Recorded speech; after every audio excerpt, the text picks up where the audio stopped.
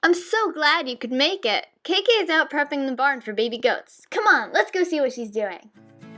Hi, in this video I'm going to be telling you how we take care of our goats when they're about to give birth. We have a lot of goats, 8 to be exact, and 7 of which are does, and most of those 7 are expecting. So we're going to need to prepare for them. If you can see the ground, you'll see that it is dirty and it's really just like sand and droppings. And this is not a nice environment for baby goats to be born in. So what we're going to do is we're going to put some straw or some shavings or some other kind of thing that they can lay on in order for them to be better equipped and more comfortable. Don't worry if you're just starting out and you don't have a pole barn. The first year we had baby goats, we converted Dad's makeshift tool shed exactly the way I'm about to explain. We have lots of even newer plans for this year, so please subscribe so you don't miss any of our new videos.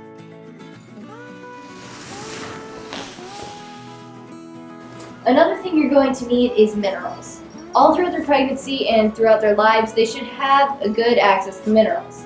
There's a salt block back there that they have free access to, and in here, which is just 3-inch PVC pipe with this fun screwy thing on it, and a Y at the bottom. We have loose minerals, baking soda, and this one's blank for whatever other minerals we end up finding or needing. Another thing you're going to need is to be prepared. When a mom gives birth, she's going to release a lot of nutrients to the baby, and as she gives birth, she's going to get rid of her placenta, which is also filled with nutrients that they might need.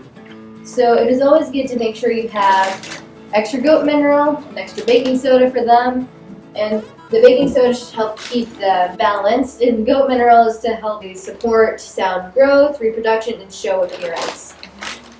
So in other words, it just makes for a healthier and happier goat. Now, as soon as the baby goat is born, you're going to want to put iodine on the umbilical cord so that the baby doesn't get infected.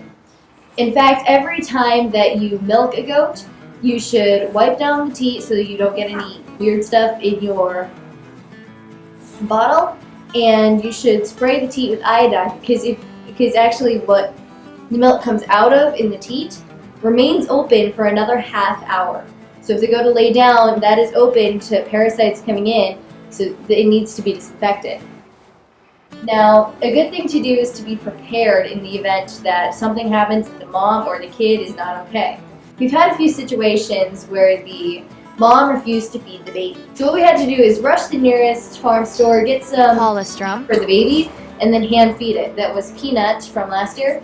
And he ended up a very friendly and happy goat, and you can see him in Trie's video about our 2020 baby animals video. Another thing that's good to do is to have electrolytes on hand for any farm emergency. Basically, it gives them extra nutrition, so if they're sick at birth, you just want to kind of slip this into your powdered milk, and it will basically make the milk look orange and try to bring them back to health. Another thing that's good to have is blu-kote. This is another disinfectant. It's kind of like iodine, but this is for immediate wounds. We do this after we water our baby goats. It's just good to have on hand in case of emergency. And the molasses. We use molasses as a kind of energy bar for the goat mom. As soon as they give birth, they're probably really tired, they're probably really exhausted. So we just mix a tablespoon or 2 into about a gallon of water, and it's kind of like a pick-me-up for the mama goat. It'll basically bring back her energy and she'll be less exhausted. Another thing that's good to have is a heat lamp. It is January here, so the weather's only going to get worse. So I'd like this year to be prepared and have a heat lamp on hand or some heating mat or something so that everything is fine. Another thing we're going to need is heated water. As it is January, our water freezes, it snows, it's horrible, and we're going to need to make sure that they have an open access to water, because animals need water. Our parents are always telling us this, and it is even more so crucial as soon as they've had a child. And another thing you're going to want to do is, in addition to the iodine umbilical cord, you're also going to want to do the bottoms of their hooves. Baby goats' hooves are very soft, so you need to be very gentle.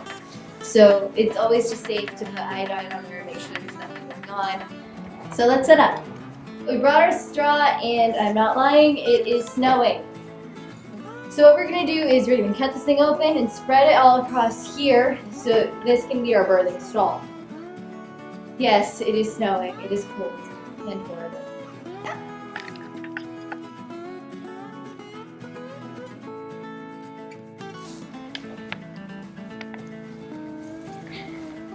Are you recording?